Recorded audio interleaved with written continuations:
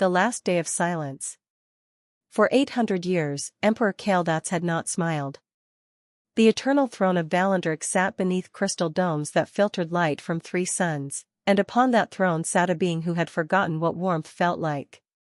His silver skin reflected the cold beauty of his palace, and his eyes, ancient beyond measure, watched the universe with the detachment of someone who had seen everything twice. The palace stretched for miles, a masterpiece of architecture that defied physics. Gravity wells supported floating gardens. Time-locked chambers preserved moments of beauty from civilizations long dead. The halls echoed with the footsteps of servants who moved like ghosts, trained from birth never to speak, never to disturb the emperor's eternal contemplation. Among these silent servants was a human named Thomas Wright, recently assigned to maintain the emperor's private meditation garden. He was unremarkable by galactic standards, average height for his species, graying hair, and hands calloused from years of honest work. What made Thomas different was his daughter, Emma, who he'd been forced to bring with him when her mother passed away on the colony ship that brought them to Valandrix. Emma was 10 years old, with wild curly hair that refused to stay in the neat braid Thomas attempted every morning. She had her mother's green eyes and her father's stubborn determination to find joy even in difficult circumstances. She was also, despite Thomas's repeated warnings, completely incapable of staying quiet. The forbidden laughter. The meditation garden was Emperor Kaldats's sanctuary, a place where even the wind was commanded to stillness. Ancient trees from extinct worlds grew in perfect geometric patterns. Water flowed upward in defiance of gravity, creating sculptures of liquid diamond. Everything existed in precise, calculated silence.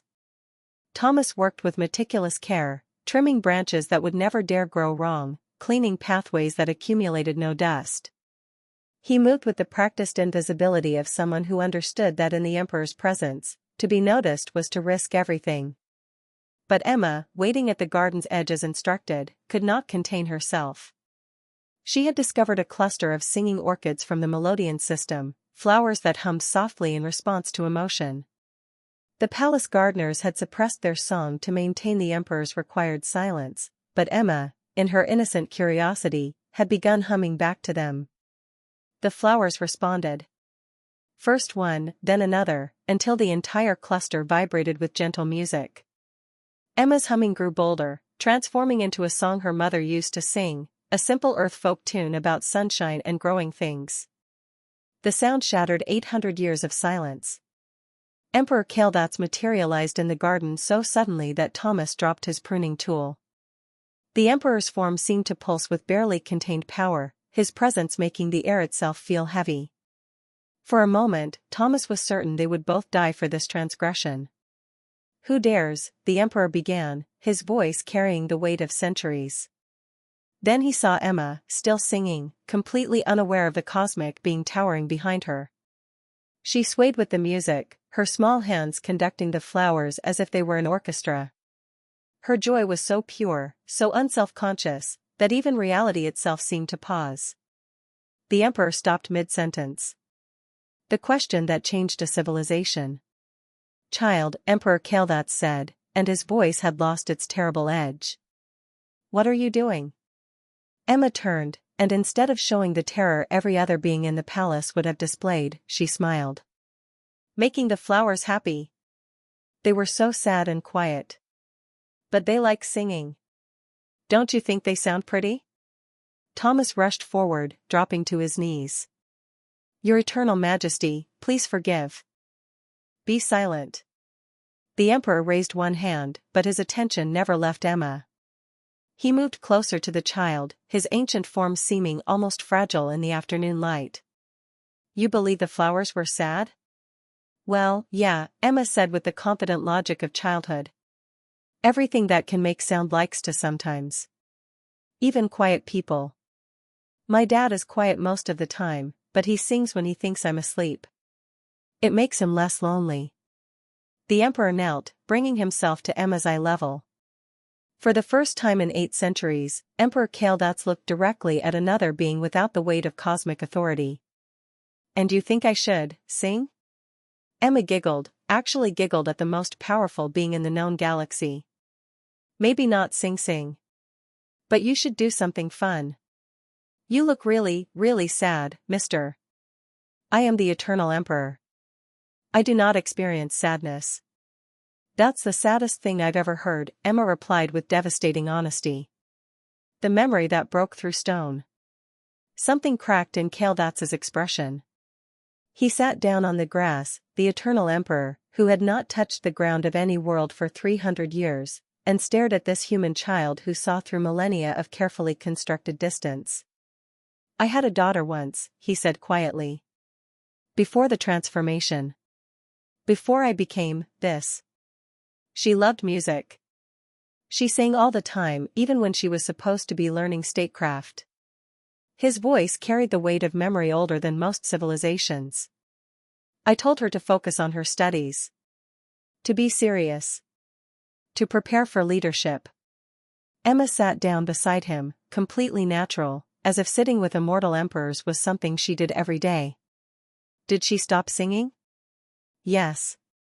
And then she died in the war that gave me this power. She died serious and focused, and I never told her that her singing was what I loved most about her. The silence that followed was different from the enforced quiet of the palace. This was the silence of shared grief, of understanding that transcended species and circumstance. My mom died too, Emma said softly. She used to make everything fun, even boring stuff. Dad tries, but he's too sad most of the time. I sing so he remembers that happy things still exist.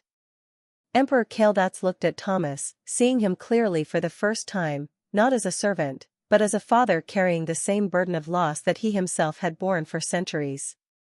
You allow her this joy, despite your grief? Thomas found his voice, though it trembled. Your Majesty, she's all I have left. If I teach her that the world demands silence and sadness, then Sarah, my wife, will have died for nothing. Emma's laughter is proof that love survives. The choice that echoed across stars. The Emperor stood, and his movement carried none of his usual terrible grace. Instead, he moved like someone remembering how to be human, how to exist in moments rather than eternities. He walked to the singing orchids and, with hands that could reshape planets, gently touched one flower. It hummed in response. For 800 years, he said, I have maintained silence because I believed that power required distance. That authority demanded isolation. That if I allowed myself to feel, I would be weak. He turned to Emma, and in his ancient eyes, something new flickered, something that might have been hope. But you, small human child, have shown me something I had forgotten. That isolation is not strength. It is merely isolation. Emma bounced to her feet. Does that mean you want to hear the flowers sing properly? Because if we all hum together, they get really loud and pretty. And there, in that moment, the Eternal Emperor of Valandrix did something that sent quantum tremors through the fabric of space itself, something that would be recorded in history as the moment that changed galactic civilization forever. He laughed. It started as a rusty sound, as if his voice had forgotten how. But then it grew, becoming richer and fuller, until the garden itself seemed to resonate with the joy of a being who had finally remembered what it meant to be alive rather than merely powerful. Yes, Emperor Kaldatz said, and his voice carried warmth that his subjects had never heard. Show me how to make them sing. Emma grabbed his hand, grabbed the hand of the most powerful being in existence, and began to hum. Thomas, still processing the impossibility of what he was witnessing, slowly joined in. And together, they made music in a garden that had known only silence. The singing orchids responded with a symphony that could be heard across the palace, and one by one, the silent servants stopped and listened, wondering what miracle could make their eternal emperor choose sound over the silence that had defined their lives. The answer was simple, though it would take the galaxy years to understand. Sometimes, the most revolutionary act is not conquering worlds or demonstrating power, but remembering how to be human enough to sing. The dawn of the speaking era, 1,200 words. The proclamation that shook reality. The Imperial Council chamber had witnessed the formation of peace treaties, the declaration of wars that consumed solar systems, and the judgments that decided the fate of entire species. But never in its 1,000-year history had it heard what echoed through its halls on this morning, the sound of the Eternal Emperor humming while reviewing policy documents. The council members, beings of immense power from across the galaxy, sat in stunned silence as Emperor Kaldats entered the chamber with a small human child beside him. Emma wore a simple dress that Thomas had tried to make presentable, but she still had grass stains on her knees and a flower tucked behind her ear. "Esteemed council," the Emperor began, and his voice carried a warmth that made several members check their environmental suits for system malfunctions. "I am dissolving the silence protocol that has governed this palace for 8 centuries. The crystalline delegate from Thoraxis Prime fractured slightly in shock. "Your Eternal Majesty, the silence protocol has been the foundation of imperial dignity since your transformation. To remove it would be to undermine." 800 years of loneliness, the Emperor interrupted gently. 800 years of convincing myself that isolation was strength. This child has shown me what I had forgotten, that true power comes not from distance, but from connection. Emma waved at the assembled council with cheerful ignorance of protocol. "Hi. I'm Emma. Your crystal parts are really pretty." The Thoraxis delegate made a sound that might have been a gasp. No one addressed the council so informally. No one acknowledged their physical forms with such casual warmth. And no one, absolutely no one, ever smiled at them the way this human child was smiling.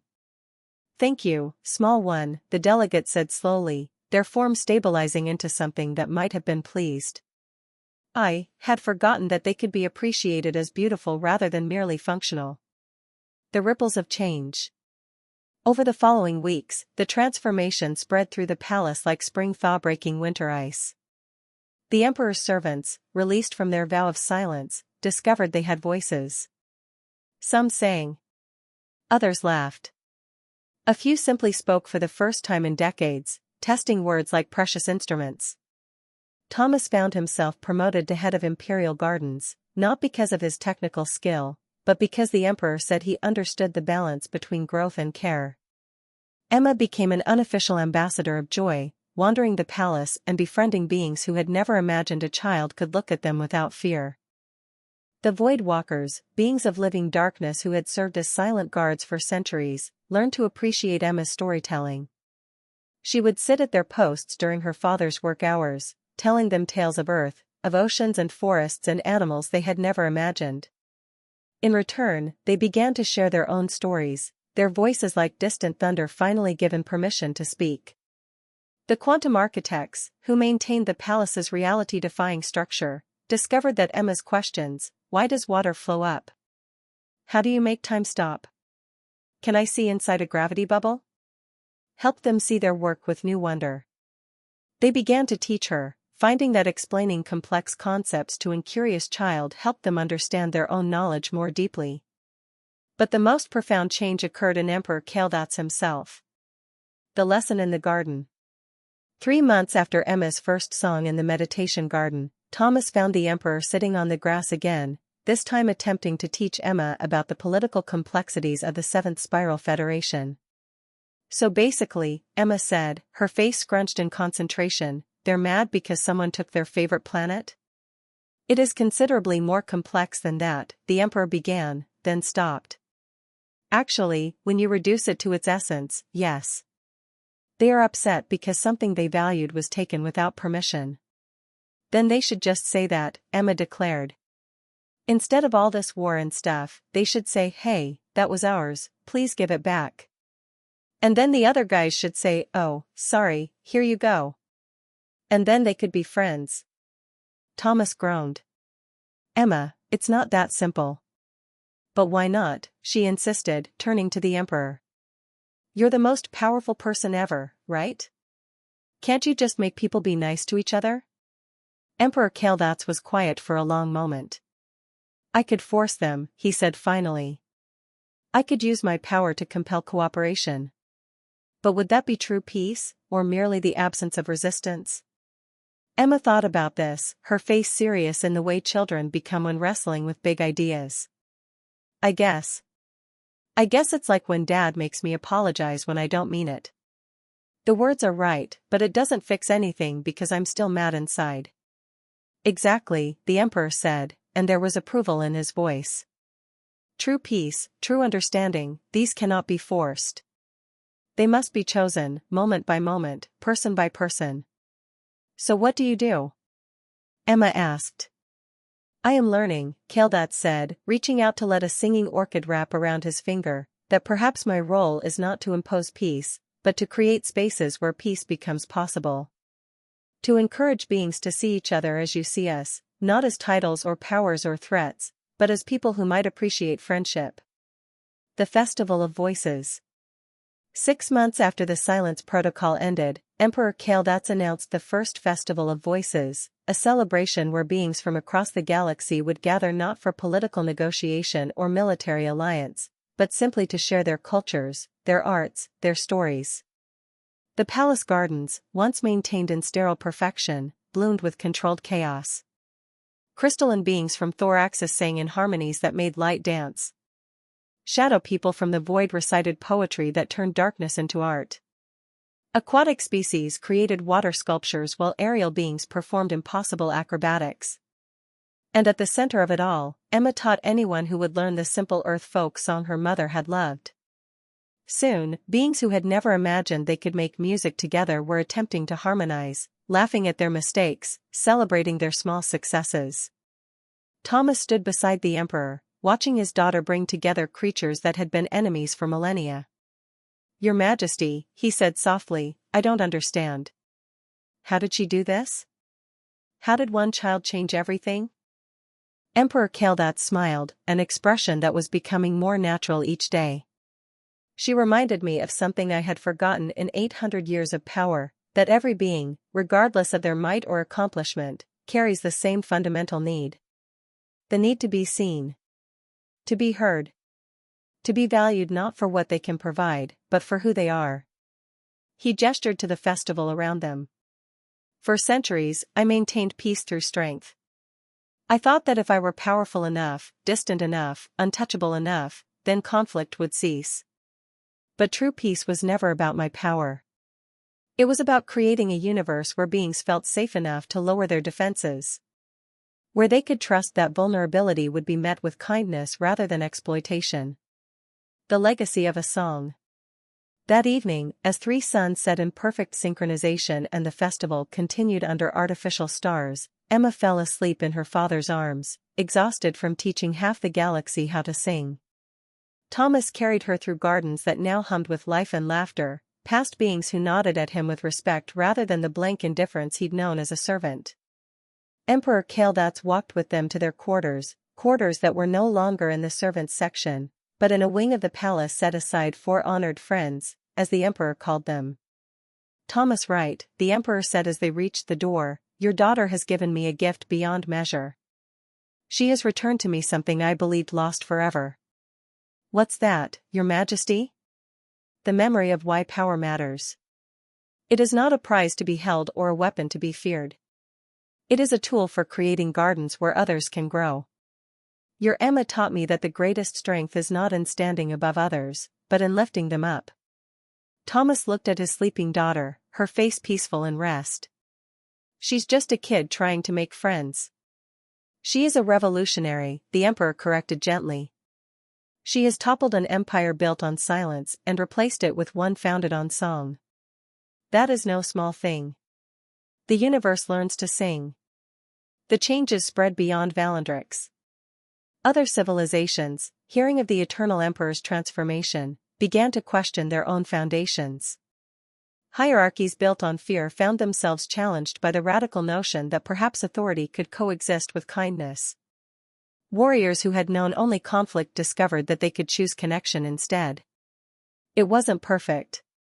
Centuries of mistrust couldn't be erased in months. There were still conflicts, still misunderstandings, still beings who clung to the old ways because change felt too frightening. But something fundamental had shifted in the galaxy's consciousness. The singing orchids that Emma had first awakened were cultivated and shared across 1,000 worlds. They became symbols of the new era, the speaking era, as historians would call it, when the universe learned that silence was not strength, and that sometimes the bravest thing a powerful being could do was admit to loneliness. Years later, When Emma was grown and leading diplomatic missions that resolved conflicts through genuine understanding rather than imposed authority, people would ask her how she had changed the most powerful being in the universe. Her answer was always the same: I didn't change him. I just sang a song and reminded him that everyone, even emperors, needs a friend. And in palaces and meeting halls across the galaxy, beings who had spent lifetimes maintaining careful distance would remember a small human girl who had taught them that the greatest power in the universe was not the ability to inspire fear, but the courage to offer friendship to those who needed it most. The Eternal Emperor, who had finally learned to laugh, would live for thousands of years more. But he never again forgot the lesson taught by a child in a garden, that immortality without connection was not eternal life, but merely endless loneliness wearing a crown. And so the universe learned to sing,